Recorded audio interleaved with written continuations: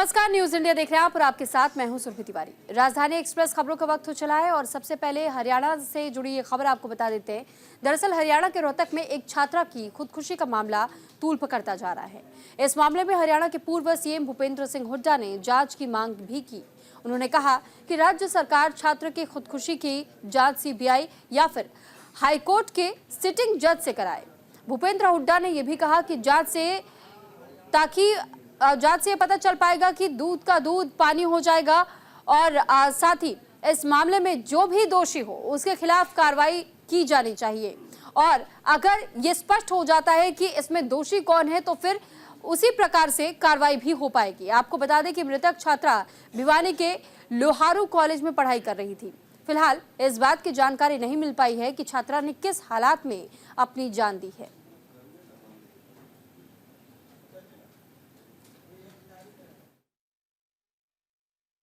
देखिए, जो गंभीर स्थिति है और डल्लेवाल जी का स्वास्थ्य वाकई बड़ा चिंताजनक है। उनकी जीवन हमारे लिए बड़ा कीमती है। किसानों के नेता हैं और कोई स्वार्थ के लिए नहीं, किसानों की जो सामूहिक मांग है उसके लिए, और कोई नई मांग भी नहीं है। ये जो केंद्र सरकार पहले मान चुकी थी, आश्वासन दिया था, वो मांग लेके बैठे हैं और तुरंत जो है सरकार को उनसे बात करनी चाहिए, शुरू कर दी। देखिए, तो वहीं दिल्ली बीजेपी के नेता रमेश बिधूड़ी के प्रियंका गांधी पर दिए बेतुके बयान को लेकर के अब सियासत चरम पर है। इस बीच कांग्रेस के सीनियर नेता और हरियाणा के पूर्व सीएम भूपेंद्र सिंह हुड्डा ने बीजेपी पर निशाना साधा और उन्होंने बिधूड़ी के बयान को निंदनीय करार दिया है। भारतीय जनता पार्टी से मांग की है कि रमेश बिधूड़ी के बिना देरी किए पार्टी से ही बाहर निकाल देना चाहिए। साथ ही भूपेंद्र हुड्डा ने आगामी दिल्ली विधानसभा चुनाव पर प्रतिक्रिया देते हुए ये कहा कि आम आदमी पार्टी और बीजेपी ने दिल्ली में कोई काम नहीं किया है। ऐसे में अब दिल्ली की जनता कांग्रेस की ओर देख रही है।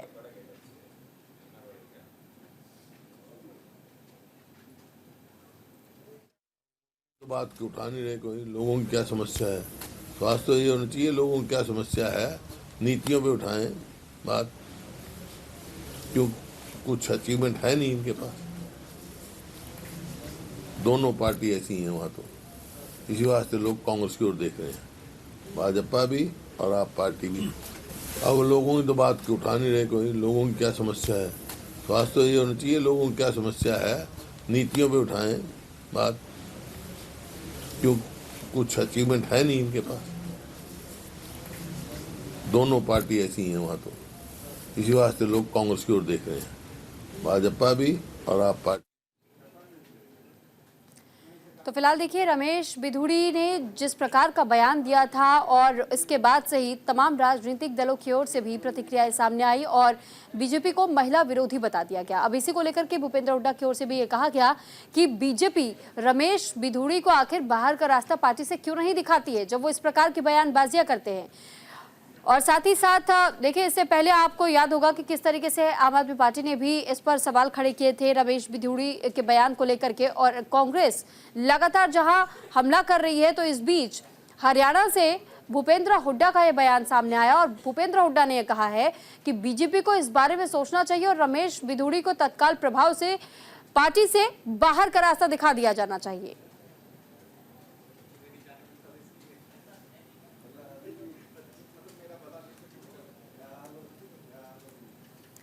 फिलहाल आपकी जानकारी के लिए बता दें कि रमेश बिधूड़ी ने दरअसल प्रियंका गांधी को लेकर के एक बेहद बेतुका बयान दिया था और उनके गालों की तुलना सड़कों से कर दी थी और ये कहा था कि जब हमारी सरकार आएगी तो उसी प्रकार की सड़कें हम बनवाएंगे, और जिसके बाद से इस बयान की बेहद निंदा की गई। साथ ही साथ इस पूरे मामले पर अब सियासत भी खूब देखने को मिल रही है। तो पूर्व मंत्री जेपी दलाल ने एक बड़ा बयान दिया। बेटी दीक्षा की मौत के पीछे लोहारू के विधायक के परिवार का हाथ है। राजवीर फटिया मेरा नाम लेकर मामले को राजनीतिक रूप देना चाहते हैं। पुलिस अपना काम कर रही है। वही पूर्व मंत्री जयप्रकाश दलाल ने दलित बेटी को लेकर के ये कहा है कि दलित बेटी के मौत मामले में उचित जांच की मांग की।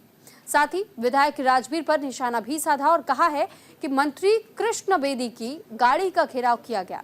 हालांकि दलित बेटी की मौत मामले में पुलिस विधायक राजवीर से पूछताछ भी कर रही है। बीजेपी और जेपी दलाल पीड़ित परिवार के साथ खड़े हैं, यह उनकी ओर से कहा गया। कल लोहारू के विधायक श्री राजवीर फरठिया, जो शारदा महाविद्यालय सिंघानी के प्रेसिडेंट भी हैं, बेटी दीक्षा की मौत के मामले में पुलिस ने उनसे पूछताछ की। बाहर निकल के उन्होंने बयान दिया कि ये जो है पूछताछ या इस घटना से मेरा संबंध है। मैं राजवीर जी से पूछना चाहता हूं कि बेटी दीक्षा से उनके परिवार का संबंध है, उनके गांव की है। उन्होंने खुद भी कहा है कि हमारे 50 साल से इस परिवार से संबंध है। बेटी दीक्षा उन्हीं के कॉलेज में पढ़ती थी। उनके परिवार ने कहा है कि फीस ना देने की वजह से बेटी दीक्षा ने आत्महत्या की। तो वहीं हरियाणा के कुरुक्षेत्र में पिहोवा से कांग्रेस के विधायक मनदीप सिंह चड्ढा ने पिहोवा में सरस्वती तीर्थ का जायजा लिया और वहीं विधायक मनदीप सिंह चड्ढा ने बीजेपी पर निशाना साधा है और कहा है कि मौजूदा सरकार सरस्वती महोत्सव को अंतर्राष्ट्रीय स्तर पर मनाने की बात कह रही है, लेकिन सरस्वती नदी का बुरा हाल मौजूदा सरकार में हुआ।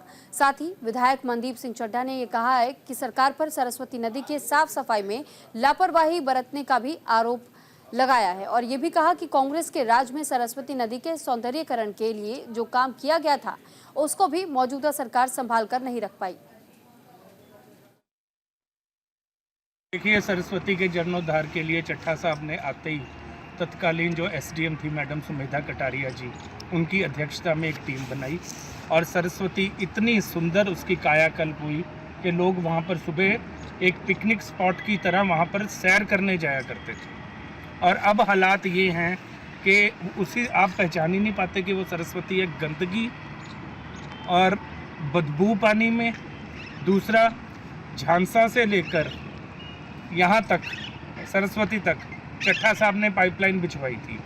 अब मुझे इतना तो पूरा ही पता नहीं है कितने किलोमीटर लंबी थी, लेकिन ये सबसे बड़ा प्रोजेक्ट था जो कि आमतौर पे लोगों ने शुरू में कहा कि ये कभी भी सक्सेसफुल नहीं होगा। तो वहीं हरियाणा के गुरुग्राम में नगर निगम के आयुक्त अशोक कुमार गर्ग ने अधिकारियों की टीम के साथ में शहर के 1 दर्जन से अधिक जगहों का दौरा किया और साफ सफाई व्यवस्था, सीवरेज संबंधित शिकायतों के निरीक्षण के दौरान अधिकारियों को जरूरी दिशा निर्देश भी दिए। वहीं नगर निगम के आयुक्त ने सिविल लाइन स्थित कैंप कार्यालय से लेकर आसपास के क्षेत्रों का निरीक्षण किया और इस दौरान उन्होंने दुकानदारों से भी बातचीत की और लोगों को हिदायत दी कि अपने दुकानों और घरों के आसपास कूड़ा न फैलाए। अगर किसी के दुकान के सामने भी कूड़ा पाया गया तो फिर सख्त कार्रवाई की जाएगी। वहीं इलाके में सफाई व्यवस्था को लेकर के अधिकारियों को भी सख्त निर्देश जारी किए गए। सफाई तो लगातार होने वाला काम है और जितनी ज़्यादा अधिकारी फील्ड में रहेंगे उतनी ज़्यादा अच्छे रिजल्ट आएंगे। जब से अधिकारी फील्ड में जाना शुरू हुए हैं, मैं खुद भी जा रहा हूँ, हमारे सारे जॉइंट कमिश्नर जा रहे हैं, तब से सफाई में बड़े अच्छे परिणाम आ रहे हैं और लोगों के रिव्यूज़ भी अच्छे आ रहे हैं। लोगों का ये कहना है कि आप इसी तरह फील्ड में रहेंगे तो सफाई ज़्यादा अच्छी रहेगी।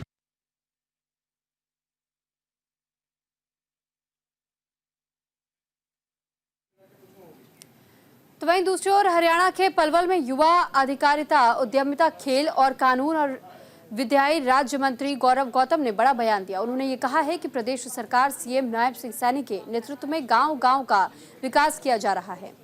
वर्तमान सरकार प्रत्येक वर्ग के लोगों के विकास के लिए निरंतर काम कर रही है। सरकार ने ग्रामीण क्षेत्रों के विकास के लिए संकल्प लिया है। वहीं खादर क्षेत्र के गांव में करोड़ों रुपए के शिलान्यास कार्यक्रम आयोजित किए गए। खेल मंत्री गौरव गौतम ने आज कई गाँव के लिए विकास कार्यों का शिलान्यास भी किया।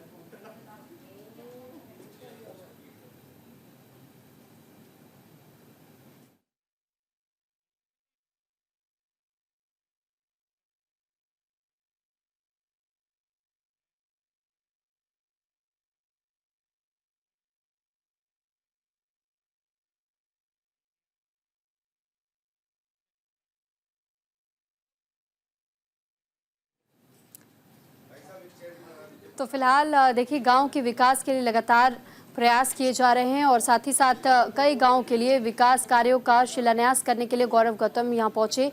ग्रामीण क्षेत्रों के विकास को लेकर के, क्योंकि लंबे समय से जिस तरीके से गांव के लोगों की भी ये मांग थी, ऐसे में उन मांगों को ध्यान में रखते हुए बीजेपी के ओर से गौरव गौतम की ओर से शिलान्यास कार्यक्रम करवाया गया। तो चंडीगढ़ के सेक्टर 17 के महफिल होटल के साथ में बिल्डिंग का एक हिस्सा गिर गया। गनीमत की बात तो ये रही कि इस हादसे में किसी भी तरह के जान माल का नुकसान नहीं हुआ है। हालांकि बिल्डिंग को दोबारा नए सिरे से बनाने के लिए खाली करा दिया गया था और इसके बाद ये घटना सामने आई है।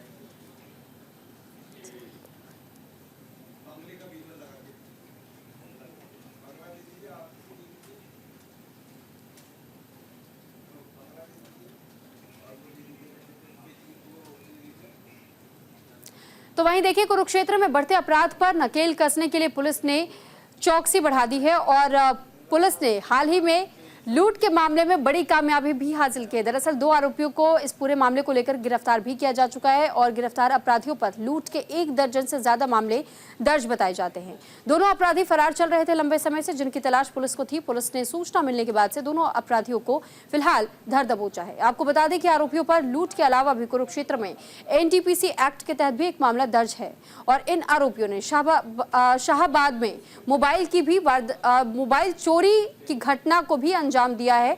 दोनों आरोपियों को अदालत में पेश भी किया जा चुका है, जिसके बाद से कोर्ट पुलिस रिमांड पर भेज दिया गया है। महोदय श्री वर्ण सिंगला जी के निर्देशानुसार, उनके मार्गदर्शन में आज CIA 1 की टीम के द्वारा, जिसमें sub inspector Sharanjit, ASI Sandeep, SC Pravesh Kumar और सिपाही सतवीर, इनकी टीम ने 2 आरोपियों को गिरफ्तार किया है जो कि लूट की वारदातों को अंजाम देते थे। इनके द्वारा यहाँ हमारे कुरुक्षेत्र जिला में 2 लूट की वारदातें की गई थी और एक इनके द्वारा लूट की वारदात पंजाब पटियाला में की गई थी और 2 इनके द्वारा यहाँ पे स्नैचिंग की गई थी शाहबाद में। जो इस कंसर्न में पुलिस के द्वारा CIA 1 की टीम के द्वारा कमलदीप पुत्र शोभराज वासी जनसोई थाना नग्गल अम्बाड़ा और दूसरा है दीपक उर्फ गोलू, ये गोरशिया गांव पड़ता है नग्गल में, वहां का है। ये टोटल 3 आरोपी थे, इसमें 2 हमने गिरफ्तार कर लिए। तो वहीं अगली खबर हरियाणा से जुड़ी हुई है। दरअसल हरियाणा के कैथल में चोरों के हौसले बुलंद हैं। दरअसल चोरों ने एक ही रात में 3 ट्रांसफार्मर और आधा दर्जन से ज्यादा किसानों के खेतों से बिजली की तार को चोरी कर लिया। वहीं बिजली विभाग ने थाने में मामला भी दर्ज करवा दिया है। साथ ही पुलिस मामले की छानबीन में जुट चुकी है, लेकिन पुलिस को अब तक कोई सुराग हाथ नहीं लगा है। लोगों ने पुलिस विभाग से ये अपील की कि जल्द से जल्द इन लोगों को गिरफ्तार किया जाए और चोरी की घटनाओं को लेकर लगातार पुलिस से ये गुहार लगाई जा रही है लोगों की ओर से कि ऐसी घटनाएं ना होने पाए, इसको लेकर पहले से ही सुचारू रूप से कदम उठाए जाए। दरअसल पुलिस को रात में पेट्रोलिंग करने के लिए भी लोगों की ओर से गुहार लगाई गई है।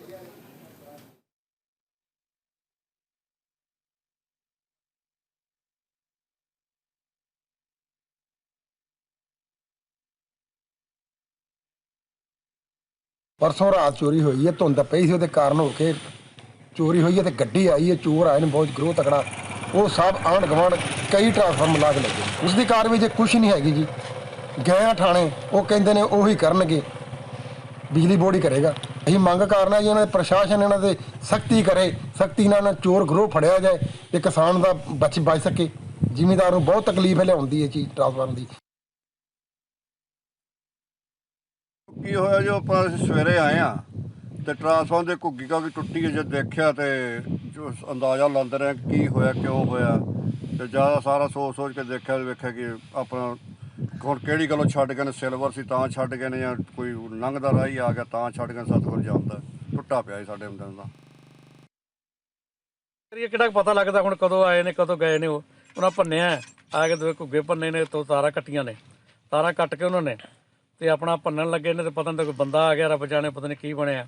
ਇਹਨੂੰ ਛੱਡ ਕੇ ਤੁਰ ਗਏ ਨੇ ਕਿ ਅੱਗੇ ਟਰਾਂਸਫਾਰਮਰ ਸੀ ਉਹ ਟਰਾਂਸਫਾਰਮ ਫਿਰ ਉਹ ਵੀ ਖੋਲ੍ਹਿਆ, ਉਹਦੇ 'ਚੋਂ ਕੱਢਿਆ ਤਾਂਬਾ ਤੁੰਬਾ ਉਹਨਾਂ ਨੇ।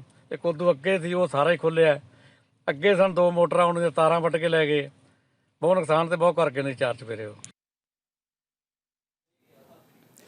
हरियाणा के करनाल जिले के एक गांव में एक विवाहिता ने संदिग्ध हालातों में फांसी लगा करके आत्महत्या कर ली। महिला का पति रात की ड्यूटी में से सुबह करीब 5 बजे जब घर लौटा था तो उसने आकर ये देखा कि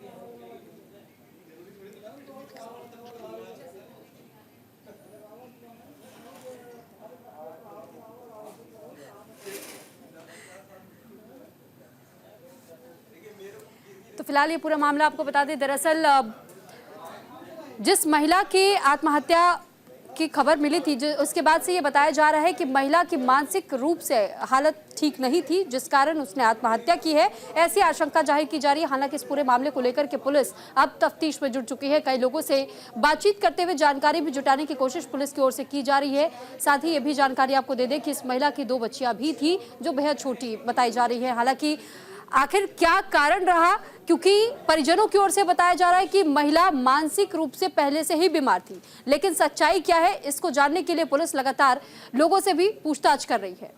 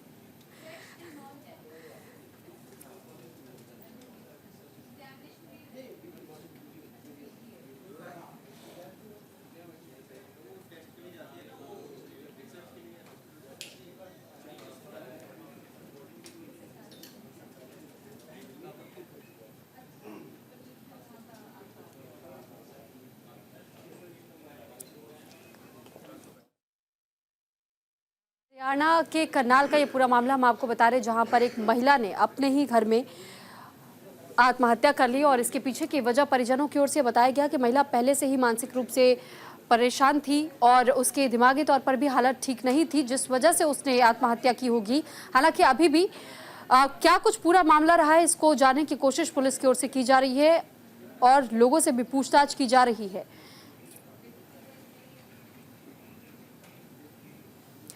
हरियाणा के गुरुग्राम में दुकान में अचानक से आग लग गई।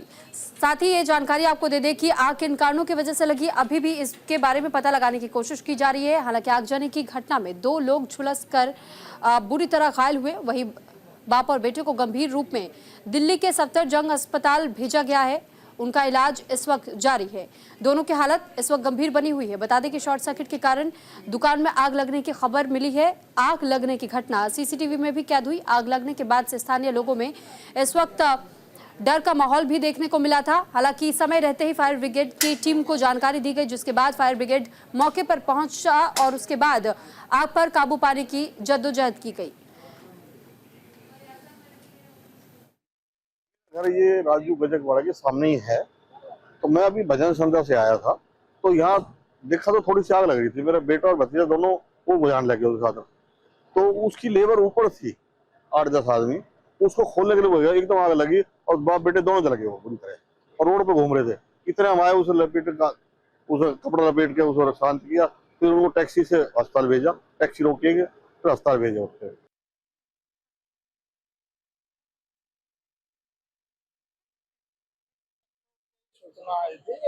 रेवड़ी को की दुकान है राजू की, इसमें आग लगी। हम तुरंत मौके पे पहुंचे, यहाँ आग को कंट्रोल कर लिया है। राजू को और उसके लड़के को थोड़ी सी आग की चपेट लगी है।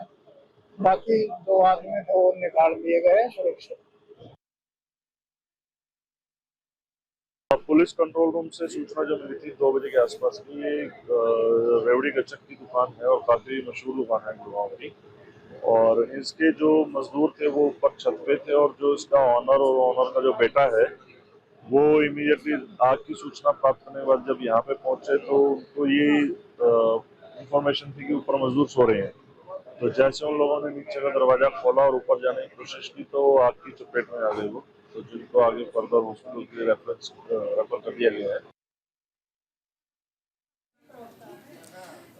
युवा कार्यक्रम और खेल मंत्रालय साथ ही गृह मंत्रालय के सौजन्य से आगामी 8 से 13 जनवरी तक फरीदाबाद में सतयुग दर्शन इंस्टीट्यूट में कश्मीरी युवा आदान प्रदान कार्यक्रम का आयोजन किया जाएगा।